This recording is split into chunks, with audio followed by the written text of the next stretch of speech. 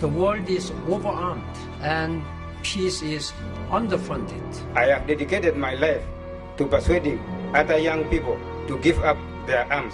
Aaron Dykes here with a special warning. The gun grabbers of this country and at the United Nations are moving right now to try to do an end run around our Second Amendment.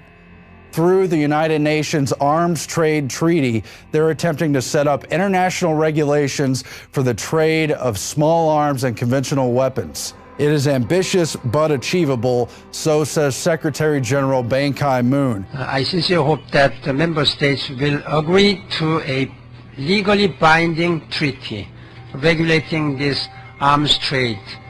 This is a sneak attack on the Second Amendment, just as Obama told the Brady administration he would unleash.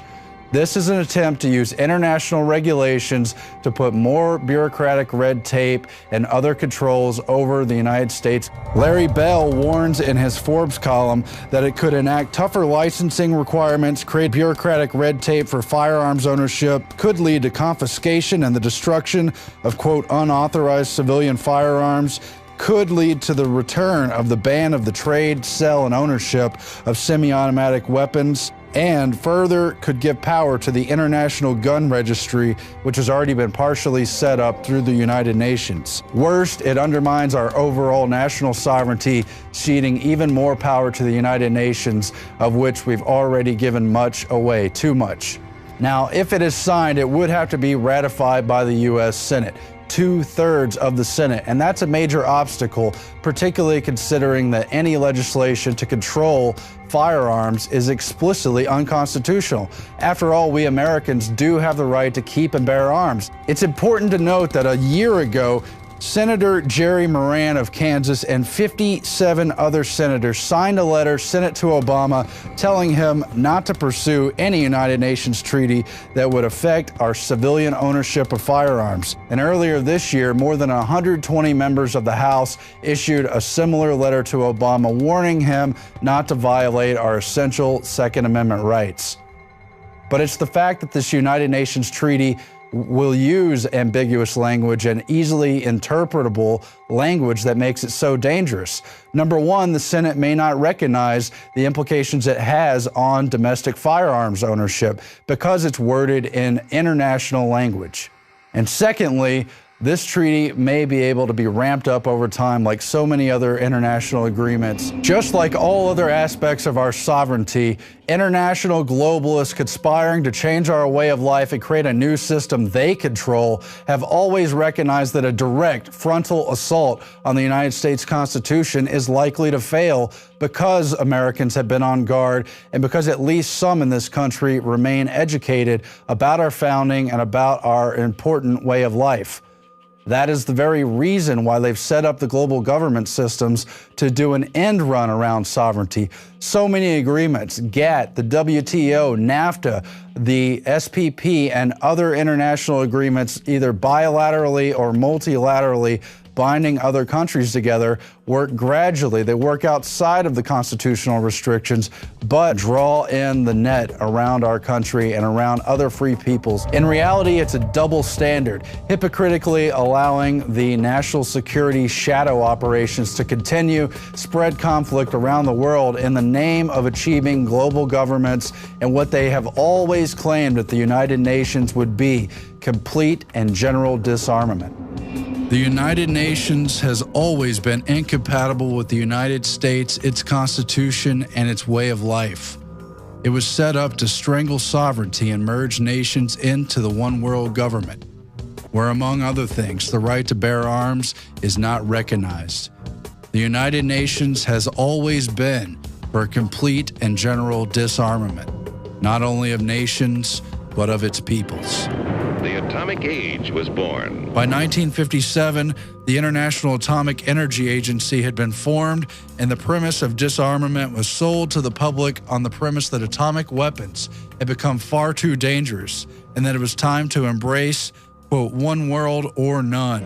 All men of goodwill earnestly hope that a realistic control of atomic weapons can and will be achieved. And while the prospect of a nuclear holocaust is certainly chilling, The actual mechanism of disarmament has completely eroded away sovereignty. First at the nation-state level by undermining the right to self-defense and declare war, and has sadly progressed to undermining individual rights, including that to keep and bear arms under the United States Constitution. In 1959 and 1960, the United States took part in the United Nations 10-Nation Committee on Disarmament. It took on issues of international nuclear, chemical, and biological weapons. While it wouldn't last, it would lead to the formation, inside the United States, of the Arms Control and Disarmament Agency under the 1961 Arms Control and Disarmament Act. The legislation had been pushed for by the Skull and Bones globalist John J. McCloy. It too promised not to interfere with, restrict, or prohibit the acquisition, possession, or use of firearms by individuals, and yet it was a long road and a tangled web. By 1963, the United Nations would achieve its partial test ban treaty. By 1968, the United States would fully enter into gun control legislation, passing the Omnibus Crime Control and Safe Streets Act, and later the Gun Control Act of 1968, modeled by Senator Dodd on Nazi Germany's gun control legislation from 1938. The United Nations would continue its disarmament track, setting up in 1969 the Conference on the Committee on Disarmament, which would later form the more permanent body, the Conference on Disarmament, set up in 1979. In 1972, it would pass a Biological Weapons Convention. As you know, the genesis of this treaty goes back a long time. For 2 decades, people have been campaigning on this issue. The United Nations was no longer content simply trying to disarm weapons of mass destruction. By the 80s and 90s, the United Nations began to take on conventional weapons. And in 1990, that included a treaty on conventional armed forces in Europe, followed by the beginnings of a register of conventional arms. Now, by 1993, Bill Clinton had passed the assault weapons ban inside the United States that would last 10 years. This clip can be extended to include up to 60 to 9 rounds. The next year, in 1995, Bill Clinton turned towards international gun control. Clinton would speak at the 50th anniversary of the United Nations, using the platform to beat the drums to go after conventional and small arms as well, telling them they should turn their swords into plowshares and hope for world peace. We must work on conventional weapons, from crime syndicates and drug cartels, each barrier to justice brought down, each sword turned into a plowshare.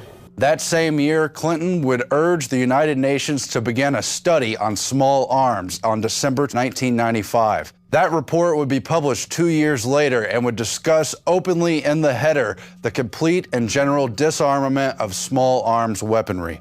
From that time forward, the United Nations would pass literally dozens of treaties and agreements, many of them dealing just in Africa, but all of them dealing with small arms, conventional weapons, parts for firearms, and even ammunition. The 2001 South African Development Community Protocol would not only take on so-called illicit trade of firearms, but would begin to curtail small arms ownership as well, creating a legal basis to deal with both legal and illegal firearms in South Africa. And by 2005, there would be an international tracing instrument set up and adopted generally at the United Nations level.